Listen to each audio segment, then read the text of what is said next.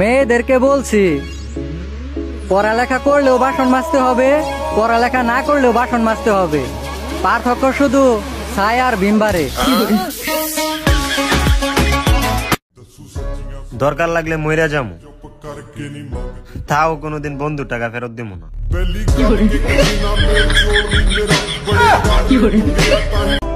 আমার সব দুঃখ কষ্টই দূর হয়ে যাইতো যদি একটাবার বিয়াটা করাই দিত।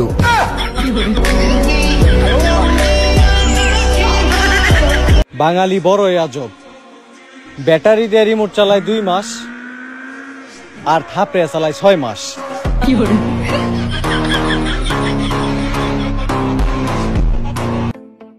সবারই বিয়ে করা উচিত, কারণ জীবনের সুখটাই সব না।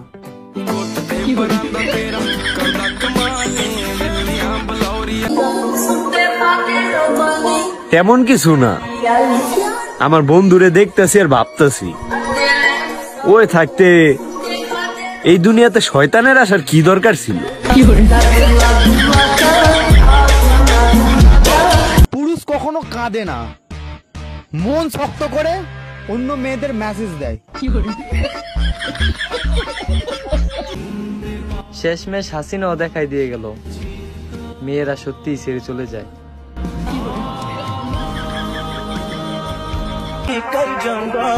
তুমি মানো বা না মানো, এই মনে কেউ নেই তুমি ছাড়া।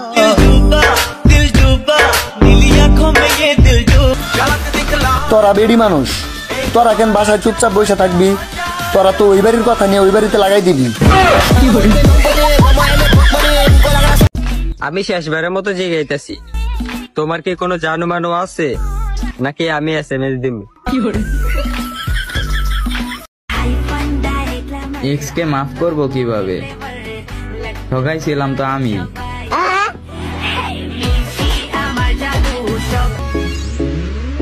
হাসিনা চলে গেছে মোদির কাছে, দেশ চলে গেছে সেনাবাহিনীর কাছে, তুমি নাই চলে আসো আমার কাছে।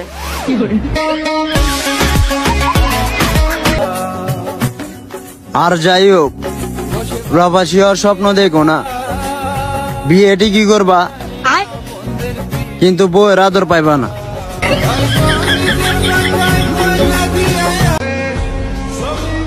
ওগো তালর গরুর বোন, কি তার লাগি তোরে দেখলেও মনের মাঝে ঠান্ডা বাতাস লাগে। বিজয় মিছিলে এমন অনেকের সাথে আমার দেখা হয়েছিল, যাদের দেখা আমি যুদ্ধের সময় পাই নাই।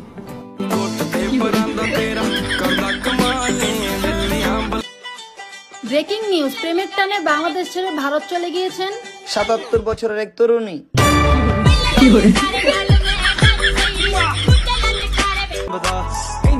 কাঁচামরিচ জাল লাগে, সিনিয়র আপুগার আমার ভাল লাগে।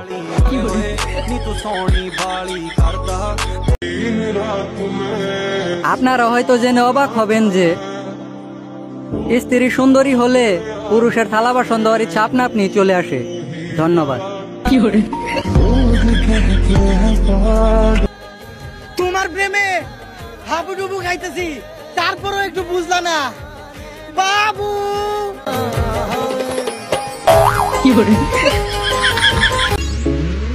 জাগো বাঙালি জাগো, গার্লফ্রেন্ড লিয়ে ভাগো, পুলিশ নাই দেশে, মামলা হবি কিসে? আচ্ছা তুমি কি আমার মার বাচ্চা হবে? আরে মার বাচ্চা না তো, বাচ্চার মা। গার্লফ্রেন্ড ছাড়াও জীবন চলে, যারা কখনো মেয়ে ওঠাতে না পারে তারা এই কথা বলে, যেমন আমি।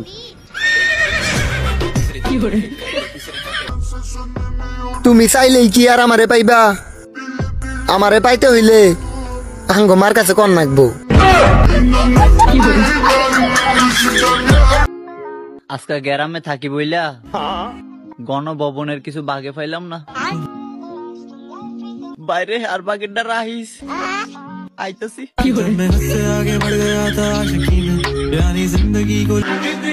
সঙ্গ দোষে নাকি লোহা বাসে। আমি আমার প্রেমের বন্ধুর সাথে থাকি, তবুও আমার একটা প্রেম হয় না।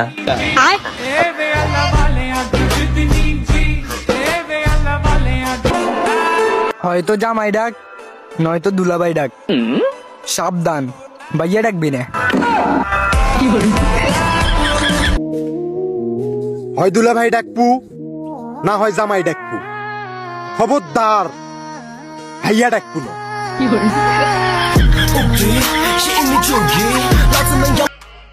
আমরা যতই বড় লোকই ব্যবসা নিয়ে থাকি না কেন, আসলে আমাকে কামলা দেওয়া ছাড়া ভাত নাই।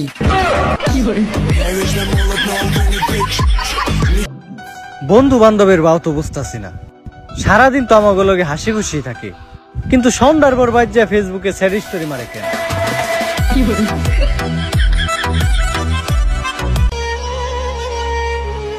জীবন একবারই পাওয়া যায়, তাই কোনো জিনিসের অহংকার করো না, কারণ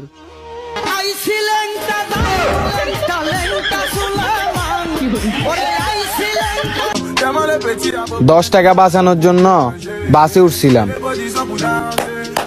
হাত থাবড়ায় 100 টাকা নিয়ে চলে গেছে।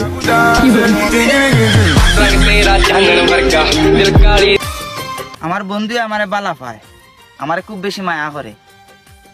ওটার দায় আমিও মানবতার খাতিরে আমার বন্ধুর গার্লফ্রেন্ডে একটু একটু ভালোবাসি।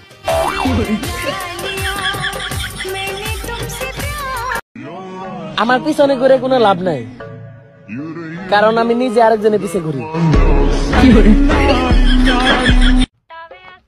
আর একটু মোটা হলে সুন্দর লাগতো। এই কথা শুনতে শুনতে আমি আরো চিকন হয়ে যাইতেছি।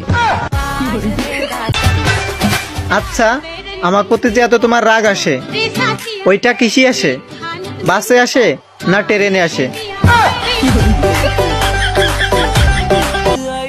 ভাগ্য করে একটা লয়াল বেড়া পাইছি, অন্য বেড়ি তো দূরের কথা, ঠিক মতো আমার এই পাত্তা দেয় না। শুনলাম এক্সের বাপ নাকি আওয়ামী লীগ করে, এখন হারিকেন জ্বালায় খুঁজতেছি।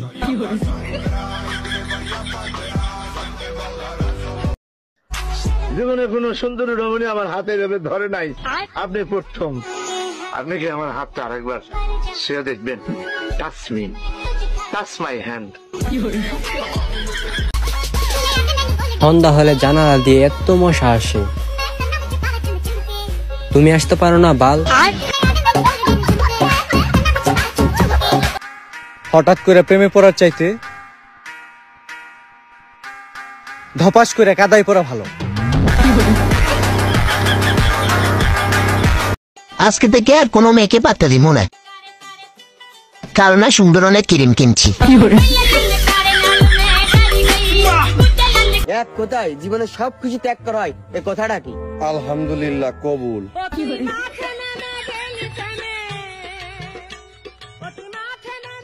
আমি আপনার কাছ থেকে এসব কথা ডিজার্ভ করিনি। লনসেন্স কথাকার বাস্টার। লাইক না দিলে বিয়া হইতো না।